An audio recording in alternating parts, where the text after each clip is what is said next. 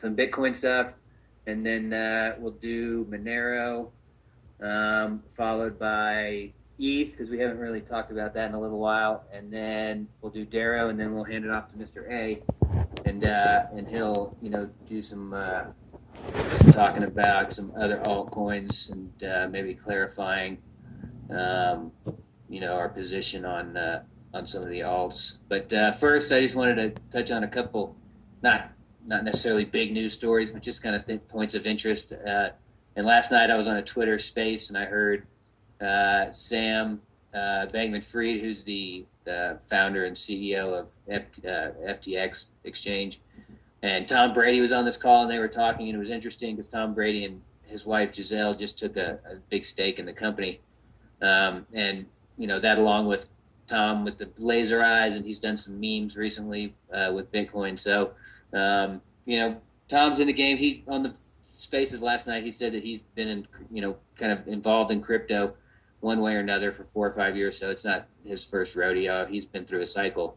But the fact that he's becoming more public with it is a good thing. It just it helps public perception. Where on a day when Congress is talking about how worried they are about crypto, it's good to balance that out with some good news from the public perspective.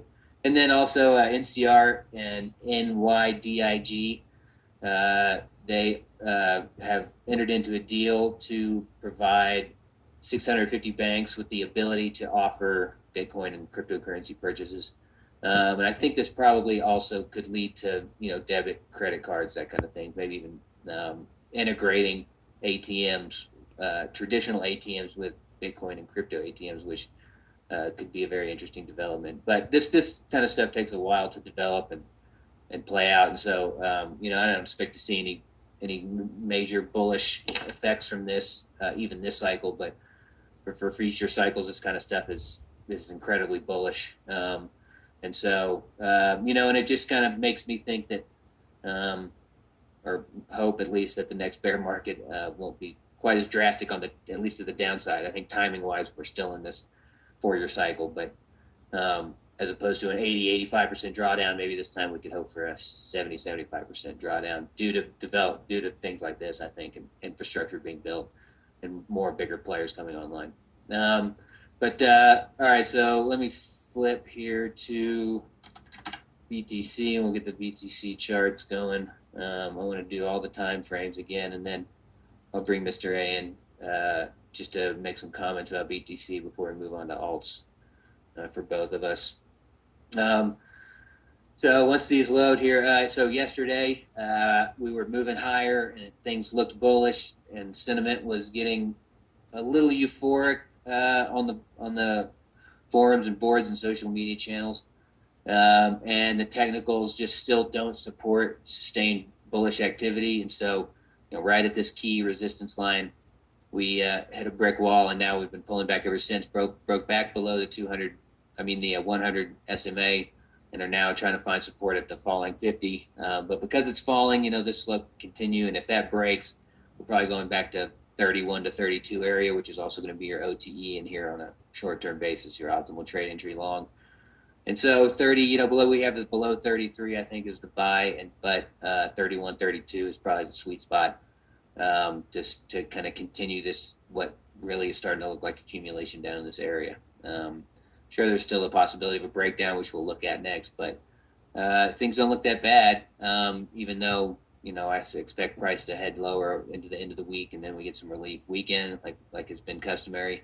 Maybe next week, at the start of July, after the holidays over on Monday, we can pop out of this and, head to 40, perhaps get above this 200 finally. But for now, it doesn't look great from a short-term perspective, although, volumes look good. So as all this starts, continues to compress with still favorable volume, then or volume indications of specifically this AD line, I think, then that'll be a real good sign for July. Now we'll go out to the daily. I just had drawn this on here earlier today. It's not perfect, but it works. You have 2 touch points on the upper, 2 touch points on the lower. It's not ideal because you want to have the channel coming off the same wick or kind of the same pattern, the same period when most of the selling happened, or whatever the move is. And so, it's not ideal, but it kind of works as a guideline. If let's say we just kind of stabilize here, pop maybe back up to the 50 over the weekend on some relief, up to the 37 area maybe, and then have a fake out there, and then you kind of come back down into the 30 to 32 area that we just talked about. It's hard to say. I mean, it's very possible that this is the channel and we come back down here and make new lows again, maybe even on more intense bullish divergences. Watch out more people into the 27 area where dynamic resistance is still really strong on the monthly, which we'll look at. But had hash ribbons maybe flattening out a little bit here on the bottom here, and it's still pretty dicey. Everything is just kind of says hold, and we're going to chop around in here all the way down, maybe possibly as low as 30 to 31 on the downside, 36 to 37, or 36.5 to 37 maybe on the upside. That might even be asking a little bit, and then we just chop around. For the weekly, we still don't have a close in the OTE, and even if we did, that wouldn't be the end of the world. What I really don't want to see is just a close on a weak candle, in this demand area below the 50 SMA. That would be bad news, and I think we could go to 20. But as long as we stay above here, this doji's not great. But last week, the candle that turned out very bullish looked terrible going into the end of the week. And so, the bulls have the ability to surprise to the upside and turn these candles. And so, if that happens, we'll get yet another wick down in here. And even if we just close right here, still that might not be too bad. With July hopefully being a more bullish month. So, and with the longer term moving averages still rising, volumes look fine. Momentum's almost recharged. We have bull div on MACD that's clear, and so we're still very neutral, and we'll talk about that, and even maybe shorter term bearish, but this still looks like there's a good shot at bottoming here and then heading higher into the end of the year to restart this thing. So another month or two of this, and hopefully we can start talking about bull market again. On the monthly, not a ton. The monthly's gotten a little bit better. It's not like a clear doji anymore, and it hasn't moved up, so we're back to neutral. Bounced off of the dots here, which are mid to 27, so we haven't actually touched them yet. But like I said, that's possible with that channel down there, in the next couple of weeks, if we continue to fail up here at resistance. But again, I still just see chop. I see choppy conditions, almost like the Sixth Sense. I see chop instead of I see dead people. But that's essentially what this is going to do. It's going to create a bunch of dead traders along the way. And so just be careful until we resolve one way or the other. So, with that said, what are your thoughts on this thing, Mr. A? That was really funny. I see chop, I see dead traders. Yeah, I agree with you. It's, I have been bearish since for a while now, and last week's report I was still bearish. Yeah. People got bullish going into the past couple of days, and I remain bearish. And sure enough, we hit the targets. I said we should take some chips off the table if you're doing short-term trading, so you don't get chopped. And sure enough, that's exactly what happened yesterday. I showed that on my charts when my turn comes. It's just summer just started. We've got 8 more weeks of this. So the best thing to do, at times like this, sometimes to do nothing. And I think right now, for me, the best trade for me would be just do nothing and get outside. Yeah. I mean, I think that's probably the best advice for most people. It seems like the prevailing trend over the past few weeks has been everybody getting really bearish at support and everybody getting really bullish at resistance, and just everybody continues to get wrecked. And so, just that's a recipe for disaster, because that's the instinct. I mean, that's that's the natural thing to feel, but it's the wrong thing. Yeah. When everyone becomes passive and indifferent to all of this, that's when we can get bullish again. Yeah. When they stop getting bullish at the resistance and getting bearish at the support, like that's when we can start moving to a direction. Yeah, agreed. And I think again, like you said, this could go on for quite a while. Another 6 to 8 weeks possibly. Yeah. Yeah. And I'll show that on my cycle chart when I put up some charts. Nice, awesome.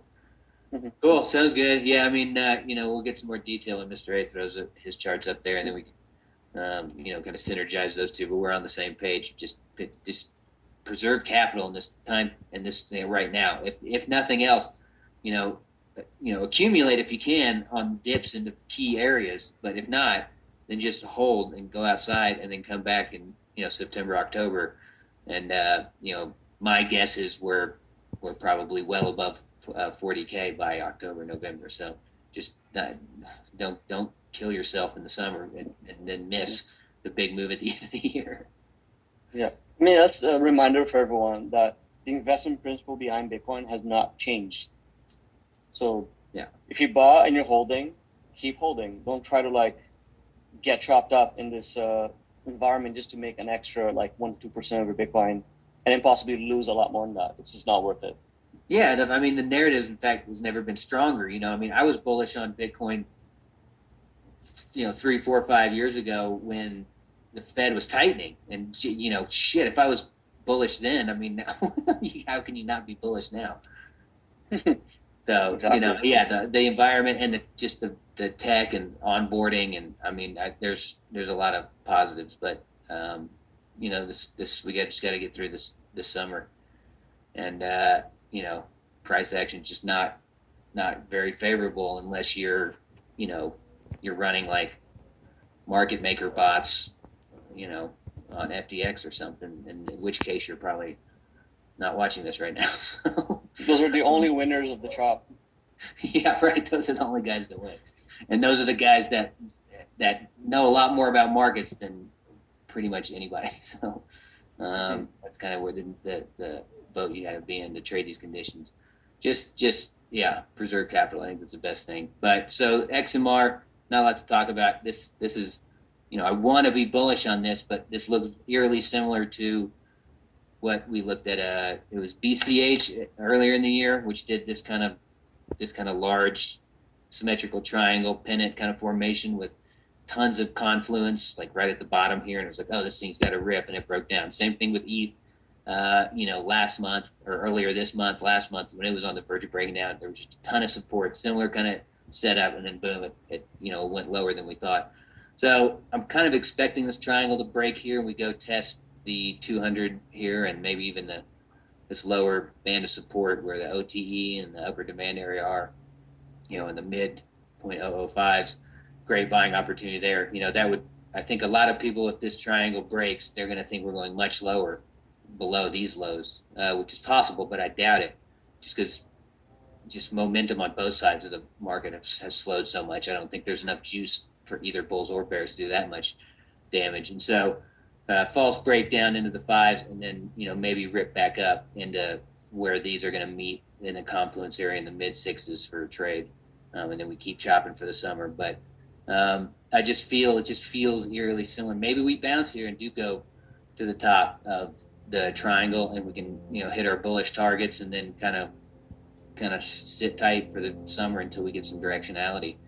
But I just have a feeling that if Bitcoin goes to 31, 32 over the next 3 days, that XMR BTC is probably going to head lower too. Not much to see on the weekly. We're down below the moving averages. The 50's kind of turned lower, and so we can make that pink. And so all the moving averages now moving lower. Stagnant volumes. Momentum has some recharging to do. MACD is about to break. And so I think, again, there's some room for some downside here.